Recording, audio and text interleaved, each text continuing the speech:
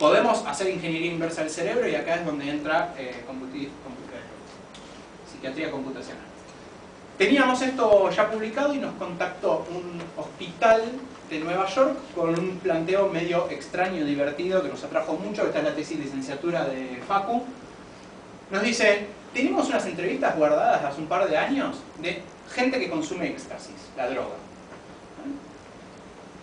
Básicamente el experimento consistía en, los pacientes van a este hospital psiquiátrico y se les da 4 pastillas, una que es placebo, talco, una que es éxtasis dosis alta, una que es éxtasis dosis baja y metanfetamina.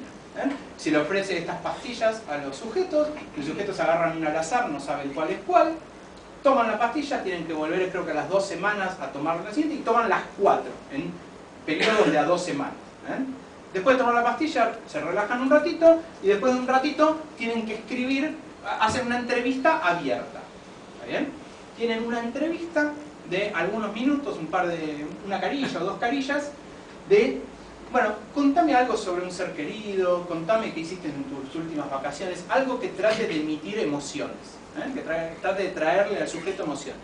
Entonces la pregunta es, si uno puede mirar contenido que no necesariamente es frecuencia de palabras, puede extraer a partir de ahí cómo cambia la forma de escribir, por ejemplo, en este caso, producto de la ingesta de drogas, en este caso éxtasis o metanfetamina. Entonces, bueno, teníamos 13 sujetos en estas 4 condiciones y lo que hicimos fue, bueno, lo primero que teníamos que hacer es detectar, bueno, cuáles son las emociones que deberían cambiar. Entonces, ¿qué es lo que primero uno hace? Wikipedia. Wikipedia, pones éxtasis, droga del amor, es el nombre, y entonces uno empieza a leer el artículo de Wikipedia y te dice que se lo llama droga del amor porque en general genera más empatía, genera mucha efusividad, mucha extroversión, etcétera, etcétera, etcétera. Entonces, a partir de eso que leímos en Wikipedia, elegimos algunas palabras que nos parecieron que representaban bien el efecto que la droga éxtasis podía usar. Y ahora, usando estas herramientas de ver contenido abstracto en entrevistas, fuimos a ver las entrevistas a ver si podíamos encontrar diferencias significativas entre una y otra. Entonces, una era empatía, rapport, support, compassion, friend, intimacy, qué sé yo, y se ven algunas diferencias en algunas de las tomas de éxtasis o metanfetamina. No vale entrar la pena en detalle, no vale la pena entrar en detalles, pero déjenme contarles un poquito más. Bueno, tenemos estas palabras. Ahora piensen estas palabras como propiedades del texto. Ya está. Tengo la entrevista, la puedo traducir a la cantidad de empatía reportada por mi algoritmo. Y la cantidad de support, y la cantidad de rapport, y la cantidad de etcétera. Bueno, ahora lo podemos meter en un clasificador Machine Learning que aprenda cuál es la combinación de esto que me permite distinguir entre cada uno de las entrevistas. Y fíjense lo que pasa cuando hacemos eso usando clasificador estándar SVM off the shelf puesto en MATLAB, sino en MATLAB o Python era, ya ni me acuerdo, no, MATLAB, pero que fue puesto así a lo bruto, ¿sí? Y ya sigue MATLAB seguro. Fíjense cómo, por ejemplo, éxtasis 1.5, o sea la dosis alta de éxtasis, contra placebo, en un 90% de las veces uno puede separar. Eso quiere decir, a partir de estos parámetros elegidos de Wikipedia y medidos con nuestro algoritmo, podemos distinguir perfectamente entre la entrevista en donde tuvo ingesta de éxtasis versus la entrevista que no tuvo ingesta de éxtasis. Y la entrevista era, contame sobre tu mejor amigo, o contame qué hiciste el fin de semana pasado. Era algo que probablemente tuviera contenido emotivo, pero no había nada que forzara a hablar de algo de drogas o cosas por el estilo.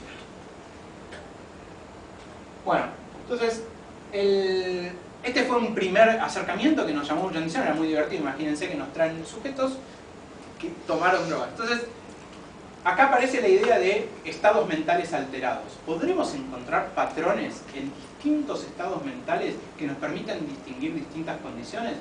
Y así como apareció este conjunto de datos de Nueva York, de gente con ingesta de éxtasis, apareció también un grupo brasilero, que son Siddhartha y Natalia, con pacientes psiquiátricos que eran o bipolares o esquizofrénicos.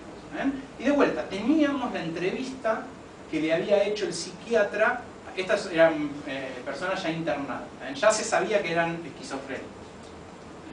estaban diagnosticados y estaban papeados, ya estaban bastante tranquilos, internados, pero con brote de psicosis reciente. Bueno, entonces tenemos estas entrevistas. ¿Podremos detectar cambios en conceptos abstractos detrás de sus entrevistas que nos permitan distinguir un esquizofrénico de un bipolar o de un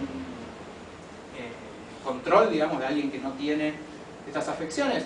Y bueno, ellos venían trabajando con una idea de grafos, que la idea es transformo cada palabra en un nodo, conecto dos palabras y una palabra viene después la otra, y hay distintas transformaciones que se pueden hacer. Puedo lemmatizar el texto para tratar de llevar las palabras a su raíz, puedo convertir el texto a su forma gramatical, su función dentro de la frase y armar un grafo de eso. Hay distintas maneras de armar estos grafos y la idea de vuelta es lo mismo. Traduzco la entrevista a un grafo, del grafo saco parámetros que pueden ser la cantidad de nodos, la cantidad de ejes, la componente conexa, camino mínimo, el diámetro, las cosas que se ocurran, y de vuelta, Machine Learning para tratar de distinguir estos estados. Bueno, todo muy lindo, pero esto no tenía una hipótesis psiquiátrica fuerte, que era un poco lo que a nosotros nos interesaba. Nos interesaba tratar de decir, bueno, ¿qué de la esquizofrenia en este caso particular podemos usar para tratar de extraer mejor de la entrevista? Y que no sea algo ciego usando grafos y parámetros. Entonces, si uno lee un poquito de esquizofrenia, todos los psiquiatras nos dicen lo mismo. En general es el discurso desordenado, pensamiento que se va por las ramas. No sé si alguno tuvo oportunidad de leer algo sobre esquizofrenia o conocer gente esquizofrénica. Típicamente es muy raro como hablan, porque empiezan a hablarte de lo que hizo el fin de semana pasado, Jesús, mi mamá, me fui a comer, digamos, salta de tema en tema constantemente y no tiene un hilo conductor. Entonces, la idea fue, bueno, ¿podremos encontrar un algoritmo que nos mida ese hilo conductor y encontrar diferencia entre aquel que es esquizofrénico y aquel que no es esquizofrénico? Entonces, les resumo lo que hicimos. Tenemos una entrevista, la entrevista la separamos por frase y ahora cada frase la podemos llevar a una representación vectorial, de vuelta, con los mismos algoritmos que les conté antes. Esta representación vectorial es una especie de resumen de contenido de la frase. Si apunta para allá, entonces esta frase es eso, es lo que significa apuntar para allá, y no importa qué significa. Lo importante es, la frase siguiente, ¿estará cerquita o se va para el otro lado? Entonces hicimos un poquito de estadística sobre los temas en que abran frases contiguas, y eso es, esto es lo que llamamos el First Order Coherence. Entonces ahora vemos cómo varía ese hilo conductor entre frase y frase. De vuelta, esto es un parámetro y ahora lo metemos en un clasificador, y eso es esta segunda parte, y ese clasificador nos dice, ¿sos esquizofrénico o no sos esquizofrénico? ¿Alguien tiene ganas de darme alguna entrevista? Lo ponemos acá, pero vamos a ver qué pasa. Bueno, entonces la idea es, puedo etiquetar una entrevista como esquizofrénico o no esquizofrénico a partir de estos datos. ¿Cuáles son los datos? Los parámetros ciegos de grafos y los parámetros no ciegos, que son un algoritmo específicamente que trata de medir aquello que dicen que los esquizofrénicos deberían tener. Bueno, hicimos 7 millones de testeos con distintos algoritmos de Machine Learning. Lo que me interesa mostrarles lo de acá abajo es, usando grafos, se puede masajear los datos para que dé bastante bien, se puede llegar a Explorer, pero si uno lo usa así ciego, sin demasiado masaje, mete las entrevistas, mete los grafos y hace estadísticas sobre eso, Machine Learning, podés encontrar unos resultados interesantes, pero no pasás del 65, 70 o sí, 60% de éxito, que es esta fila azul. Versus, este es el azar, ¿no? O sea, tirar una moneda, 50%, porque tengo esquizofrénico o no esquizofrénico. Bueno, ahora lo interesante es que si usamos el algoritmo de coherencia, es interesante en el sentido de que tiene una hipótesis provista por psiquiatras acerca de qué es lo que está midiendo, vemos que este porcentaje sea muchísimo más alto, cerca del 80%. Y, más interesante aún, combinar coherencia con los grafos, estas medidas de grafos, aumenta un poquito más. Todas estas dieron significativas y creo que lo que vale la pena mirar es la idea de, bueno, interdisciplina, hablamos con psiquiatras, los psiquiatras tenían una hipótesis previa que es pensamiento desordenado. ¿Cómo podemos usar esa hipótesis previa para entrenar nuevos algoritmos que permitan distinguir mejor que usar Machine Learning a ciegas así a lo Google, ¿no? Un poco la idea es esa. Bueno, y por último, el resultado que para mí es el más interesante desde el punto de vista médico que tenemos es, todo esto muy lindo, pero yo tenía pacientes esquizofrénicos, medicados, diagnosticados, etcétera, a los que puedo etiquetar bien, pero ya estaban etiquetados, de hecho ya estaban papeados. Entonces, se nos acerca de vuelta a esta gente que nos había dado los datos de éxtasis para decirme, tengo un dato interesante que creo que ustedes pueden analizar. Y es el siguiente. Tenemos pacientes de alto riesgo de tener una enfermedad psiquiátrica tipo esquizofrenia. Esos son los CHR que dice ahí. Fueron a una entrevista psiquiátrica y fueron en ese momento declarados normales. No estaban en un pico psicótico, no tenían ningún efecto más que ser de riesgo. Ser de riesgo es, o estaban medio depre y les molestaba salir un poco de la cama, etcétera, pero nada que sea clínicamente diagnosticable como esquizofrenia, o un hermano esquizofrénico, o cosas por el estilo. ¿No? Están declarados de riesgo, pero no tenían. Fueron a la entrevista, salieron de la entrevista como declarados de riesgo, ninguno saltó como este es esquizofrénico, y se los siguió a esos 34 pacientes durante 2 años y medio. Resulta que 5 de esos pacientes eventualmente tuvieron un evento psicótico. Se convirtieron en psicosis y fueron declarados esquizofrénicos. Entonces ahora tenemos una entrevista de pacientes, entre comillas, normales, que los médicos no pudieron decir, che, a este hay que empezar a tratarlo porque va a tener un brote psicótico, y nosotros podemos a eso aplicarle toda esta batería de algoritmos que tenemos. Y eso fue lo que hicimos, y lo que terminó saliendo es esto que ven acá, que la imagen no dice mucho, pero la idea es, bueno, podemos extraer parámetros de esas entrevistas y de acuerdo a un clasificador, que en este caso es esta caja, los que quedan afuera de esa caja terminan convirtiéndose a esquizofrenia y los que quedan adentro de esa caja no. Y lo interesante es que tuvimos 100% de efectividad. ¿Cuál es el problema de esto? ¿Por qué no se está usando esto en los laboratorios o en los hospitales? Bueno, el gran problema de esto es que son solo 5. Es chiquito. O sea, cuando uno va a ensayos clínicos, esto es un número muy chiquito. Pero bueno, definitivamente hay algo, definitivamente es interesante y tiene mucho potencial, pero todavía son poco sujetos. Hicimos todos los tests que se pueden hacer con esta cantidad de datos. Saco 1, saco 2, saco 3, pero si saco 3 ya solo me quedan 2. Entonces, ¿cómo hago para testear este tipo de cosas cuando tenés tan poquito dato y tan desbalanceado, ¿no? Tengo 29 que no se convirtieron y 5 que sí. Bueno, hasta donde pudimos hacer nos dio bárbaro, pero bueno, ahora estamos en la segunda etapa de tratar de llevar a los cientos, digamos. Bueno, y con esto termino, les cuento más o menos cómo sigue ahora la cosa. Les conté de ajedrez y decision making, estamos mirando cosas de ciclo circadiano. La gente que juega Fix, que es este servidor público que les digo, están enfermos. Hay gente que tiene, no sé, 30.000 partidas.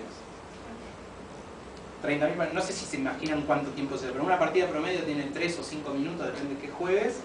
30.000 por 5 da 150.000 minutos frente a la pantalla, es un montón. Entonces se pueden hacer estudios que son mucho más complejos, que requieren mucho más datos. Por ejemplo, cómo cambia tu nivel de juego de acuerdo a el momento del día en el que estoy. Hay gente que le gusta levantarse temprano, hay gente que le gusta quedarse despierto de noche. Cada uno tiene su, lo que se llama cronotipo. Bueno, podemos detectar cómo cambia la calidad de la jugada de acuerdo a su cronotipo. Estamos haciendo experimentos de ese estilo. Estamos empezando la idea de armar una versión argentina de este experimento de ajedrez con Tute Cabrero, un servidor con 4 jugadores, y empezar a mirar cambios de estrategia ahí. En lo que es educación, estamos haciendo evaluación de nuevas habilidades cognitivas. Les conté de avioncito, memoria y planificación con los jueguitos que nosotros llamamos casitas. Bueno, hay muchas habilidades más, qué sé yo, por nombrar algunas para que tengan idea: vocabulario, aprender las letras, las sílabas, vocabulario, gramática, cosas de planificación, no sé, cosas de aritmética, de noción de números, de rotación espacial, de memoria de largo plazo, memoria de corto plazo, bueno, un montón de cosas. Estamos explorando nuevas. La idea es ampliar la batería de habilidades cognitivas que uno puede evaluar e intervenir, y de vuelta, hacer las intervenciones en escuelas que nos permitan ver en qué orden conviene aplicarlas, a qué edad conviene aplicar muchas concentradas o espaciadas en el tiempo, ese tipo de experimentos. Además estamos haciendo cosas de imágenes con eye tracking que está haciendo Mati con Silvia Bunge. Bueno, no solamente ver lo comportamental, lo que podemos ver de estadísticas de uso, sino ver, por ejemplo, cómo usan el mouse, cómo miran el jueguito, y ver si a partir de ese tipo de información, o incluso de electroencefalograma, extraer un poquito más de ingeniería inversa. En lo que es psiquiatría computacional, bueno, los que les conté, los datos que tenemos son pocos en general en este tipo de experimentos, son datos muy difíciles de conseguir. De hecho, que tengamos estos datos la gente no lo puede creer cuando lo presentamos. Estamos en la versión 2.0 de éxtasis y estos que se convierten en esquizofrenia, y esto es más datos con entrevistas ligeramente distintas que hay que ver cómo analizarlas. Aparecieron, una vez que empezamos con esto, aparecieron distintas enfermedades. Estamos trabajando con gente de Parkinson, con depresión y tantas otras ideas. Estamos empezando la versión argentina de esto. Tenemos pacientes de Nueva York y pacientes de Brasil. Nos gustaría tener pacientes de Argentina por diversos motivos. Para empezar, para desarrollar las herramientas en español, que eso ya es original. Estas herramientas típicamente están muy ajustadas a corpus y a cosas que andan muy bien en inglés y no en español. Las cosas brasileras terminamos a veces traduciéndolas con Google Translate y analizando las traducciones. O sea, tiene sus complicaciones. Entonces la idea es tratar de armar todo este equipo de herramientas en español, y para eso estamos empezando colaboraciones con la gente de INECO y Fleming, especialmente en depresión y en esquizofrenia, un poco de bipolaridad también, y con Jaco Sid y Fede Raimondo pensar en, bueno, cómo podemos ahora que ya tenemos la hipótesis psiquiátrica, tenemos un algoritmo que trata de medir coherencia en esquizofrenia, que es lo que anda, creemos, bastante bien. ¿Cuál es la correlación neural de esto? Podemos hacer resonancia, podemos hacer electroencefalograma y ver alguna coincidencia ahí, tratar de hacer un poquito de cuál es el hardware detrás de eso y no solamente el software. En el mundo de cognición social pudimos hacer trazas de por ahí los últimos 200 años, cómo fue evolucionando esto de introspección y todo esto. Podremos relacionarlo con variables socioeconómicas. Hay un libro que se hizo muy famoso en el último tiempo, Piketty, un economista francés, que habla de equidad y cómo medir la capacidad de un país y un montón de medidas económicas, y ahí con Rodri ya estuvimos charlando de modelos mundiales y todo este tipo de cosas. Podremos encontrar cuáles son los conceptos en la literatura, en lo escrito, que sigan el tranco a estas variables socioeconómicas que van desarrollándose. Cosas con Gustavo, que lo veo acá sentado, que lo puse, es, bueno, hoy en día está de moda los jueguitos, como dije, ajedrez, hay 7 millones de jueguitos online. Bueno, podemos empezar a ver comportamientos sociales en esto, cómo se agrupan jugadores de acuerdo a gustos personales o probabilidad de éxito y cosas por el estilo. Todos son proyectos que están empezando. Y el último me lo guardo porque esto es algo nuevo de hace, no sé, menos de 6 meses. No sé cuántos conocen el plan SUMAR. Es básicamente un plan de atención. Empezó con bebés, después se extendió a embarazadas y bebés, y después a embarazadas, bebés y adolescentes, de todas aquellas personas que no tienen cobertura médica, no tienen ni obra social ni prepaga. Hoy en día ese plan administra más o menos 11 millones de personas, y no es un plan que tenga médicos a su cargo, sino que es un plan de financiamiento a las provincias. Aquellas provincias que atiendan a esas personas en su sistema público reportan esos casos al plan SUMAR, y el plan SUMAR les da plata a la provincia. Entonces es un incentivo para que las provincias tengan y promuevan la salud de aquellas personas más vulnerables, y entonces el plan SUMAR tiene un monitoreo de todo el país de datos de control de salud, que son peso, perímetro encefálico, si la familia es letrada o no es letrada, si vive en zona rural o no es zona rural, y cosas de ese tipo. El plan SUMAR tiene toda esta base de datos de los últimos 3 años, 2013, 2014, 2015. Para atrás tiene un poquito más, pero son datos más sucios. Y los tenía literalmente guardados en un CD en un escritorio. Entonces básicamente estamos empezando a armarles, integrarles la información en la base de datos y hacer un poquito de modelos de regresión de cómo evoluciona el hambre o lo que se llama el stunting, es decir, el desarrollo en función de pobreza y cosas por el estilo. Y con esto cierro.